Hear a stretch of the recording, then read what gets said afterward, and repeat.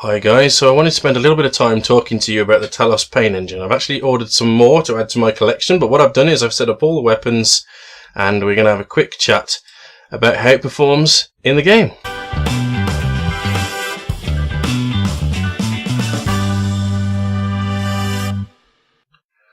Right then, so first off I wanted to take you through the different close combat weapons that these have got available to them. We start off with the macro Scalpel, which is basically what it starts off with. Two of these bad boys, you get +1 attack with them. They're -1, they attack at the strength of the user, which of course is 6, and they do 2 damage, which is, it's not too bad. It's not too bad at all. It's not going to kill, with the AP 1, it's not going to kill anything like an elite character or anything to that degree, though you throw enough of these at them and it probably should chew through them. So that's your basic weapon, and it's also the close combat weapon that a lot of people think is the way to go with this unit. Right, next I'm going to move on to the chain flails. Now the chain flails are attacking at strength, they're attacking at strength 6 I believe, but they lose the 2 damage and they lose the -1 AP as well. So they're only really going to be any good against really light infantry. And the reason I say that is because they get to re-roll wounds, which of course is helpful for landing more hits. But you also don't get the extra attack with these that you do with the macro Scalpel. So I'm still inclined to believe that the macro Scalpel is still the way to go. Right, next up, we'll move on to the Ichor Injector. Now the Ichor Injector is a bit of a strange beast. The profile actually looks quite nice. It's delivering mortal wounds. On a 6, the D3 mortal wound. 6 to wound, you get D3 mortal wounds. However, you're only getting 1 attack every phase with these bad boys. So, though they do get to re-roll wounds, and I don't know, I just never had any luck with them. Only rolling 1 dice re-rolling, trying to get 6s is it's not great. So, they aren't fantastic. Now, oddly, one of the things they've left off on the new rules is this. So this is, I think it was either a scissor hand or some other such weapon in 7th and before, and they've just completely left it out. It doesn't seem to have any weapon profile in the new rules, so they're going in the bin. So those are the close combat weapons. Now, instead of choosing a close combat weapon, what you can actually do is choose a liquefier gun. So I'll get this fella back out. This is what a liquefier gun looks like here. Of course, this is running 2. His tail's fallen off. Rather nice tail with his tentacles. And they're really nice. So conversely to the Ichor Injector, these actually look a bit pants, or at least a mixed bag on the weapon profile. So you're getting loads of hits because you're rolling 2d6. It's automatic hits because it's basically a new version of a flamer. It's low strength, it's only strength 3, so most of the time you're going to be wanting 5s and 6s. You definitely don't want to be using it against any vehicles, especially not anything strength 6 and above. So you're kind of limiting it to infantry, but the reason you want to take this weapon is its AP. So before you do anything, when you start firing this bad boy, you roll D3 and that's its AP. And that makes it brilliant as an Overwatch weapon, because essentially you can Overwatch and strip people's saves away, which is awesome.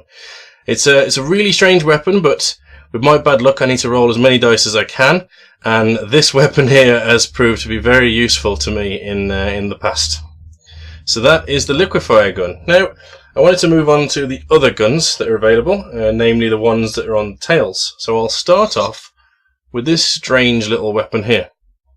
Now this isn't finished being painting.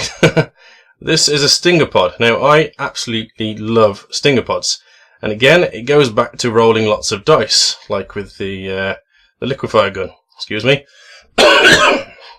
Now this rolls 2d6 again. It's actually classed as a blast weapon, which means that you're going to be rolling to hit after you've rolled those 2d6 instead of automatically hitting.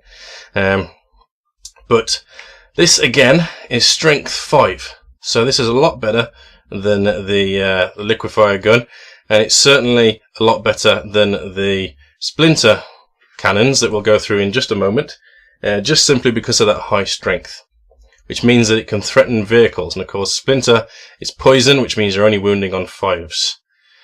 Right, So chances are you're going to be wounding with this on 3s. It's a really nice weapon, and I think it's one that's completely overlooked. And the other good thing about it is it's actually cheaper than the Splinter Cannon as well. So while we're talking about Splinter Cannon, I'll just bring one into view. This one's gone a bit droopy. This here is a Splinter Cannon, or rather a dual Splinter Cannon.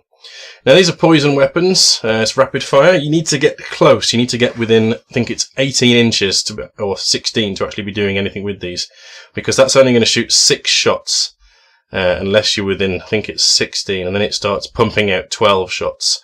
Again, it's poison, so wounding on 4s, which of course is good against monstrous creatures like these guys, but it's only wounding vehicles on 6, so it's very much a weapon that can only be used against infantry, which is kind of what we got this here for.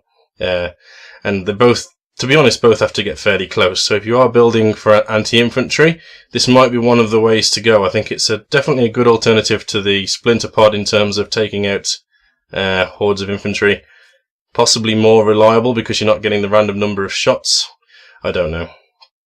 That is the Splinter Cannon. I'm not a big fan because, again, it's more expensive than the Splinter Stinger Pod, and I don't know. It just doesn't. It's not as good as it used to be. I don't think. It's a bit of a shame, really, that they lost those extra shots. Right. Next up, we've got one of my favourites, and that is the Heat Lances. Now, Heat Lances are obviously a lance weapon. They're essentially the Dark Eldar's version of a melter, because when you get half distance, or half range as it were, you start rolling 2 dice for damage and picking the highest, and it's d6 as well. So the range on these is 19, so you're going to want to be within 8 to shoot these bad boys. Is it? No, it's 18, so you want to be within 9 to shoot these bad boys to get the full effect of the damage. They're really expensive. They're actually 25 points each, so to run this you're looking at 50 points of weaponry there. You are firing 2 of them, missing half the time because you've only got a BS of 4 on these bad boys. So essentially you're going to hit with 1, and then it's only strength 6 rather than the strength 8 that most of the Dark Eldar anti-vehicle weaponry has. So again, you're looking at something which can threaten elite infantry or HQs, anything with a 2 up basically, because this has got an AP of 5, and that's where it shines. It can strip all cover and armor away from anything. So that's what it's designed for. Again, it can threaten vehicles, but you may excuse me, you're mostly going to be looking at taking out elite infantry such as custodes, because the high output of damage and the ability to strip away the armor save is a massive boon for that weapon there. Right, lastly but not leastly, we've got the Haywire. So I don't think I've put the Haywire. Yes, I have. Here we go. This is... oh, we've fallen apart. This is an unpainted Haywire blaster. Looks a bit like that. These were all the rage in the last edition because they've just pumped out ridiculous numbers of hull points to vehicles. So they were a really big draw for anybody looking to take out vehicles. In this edition, they're not so great. So they're strength 4, which means that they're going to be doing some damage to infantry, but where they really shine, I suppose, not as much as the Heat Lancers, is where they start dishing out mortal wounds to vehicles. So you roll a 4 to wound, and that's 1 mortal wound. You roll a 6, and this does D3 mortal wounds to a vehicle on top of any other damage, which, let's be honest, is quite unlikely with the strength 4. It's not going to do any other things to a vehicle. Apologies for the coughing. I've got quite a bad chest at the moment. So that's that guy. And that is all of the weapons, to be honest. Now, my chosen way of running them, if you couldn't tell, is with the liquefier gun, simply because you can do a lot of shenanigans with stopping people from assaulting you, because the Overwatch can be quite potent with them. Excuse me. And of course, the Heat Lance is also a nice way of stopping people, or at least dissuading people from assaulting you, because that's a nice threat against anything that's going to come your way. Right, so my chosen way of running them is either with a heat lance here, though I can't afford to have heat lances on all of them, so instead I go for the stinger pods, like that. So essentially what I end up with is anti-vehicle and a little bit resilient against assault, and anti-infantry, where both of its weapons go towards that. And it works fairly well. So now these, as I said at the beginning, these guys aren't great at close combat, which you've probably gathered from the way that I've been talking about the different weapons. So we need to stop considering them as close combat weapons. While they do hold their own in close combat against basic units, especially toughness 3 stuff, because they're strength 6, they're not going to really threaten anything with an armor save of 2 up, or even 3 up's a little bit of a push, to be honest, especially with my luck. So you kind of have to start thinking of them as able to kill light infantry in close combat at a push, but otherwise you're looking to take advantage of the different weaponry it can take, i.e. the liquefier gun and the tail weapons. So instead you need to think of them as a resilient gunboat, or gun platform, as it were, which is a bit strange, because in last edition these could tear through anything in close combat, and the weapons that you attached to them were a bit inconsequential, to be fair. So you didn't tend to spend many points on them. You just used to run them very vanilla and chuck them into the highest toughness, nastiest thing you could find, and watch it fall apart.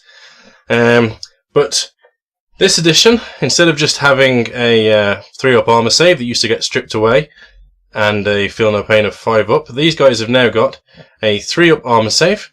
Then you go to a 5 up invuln, so at worst you're going to be rolling a 5 for the invuln, and then you've got the Dark Eldar 6+ to bring them, or to ignore the wound once it's got through that 5 up invuln.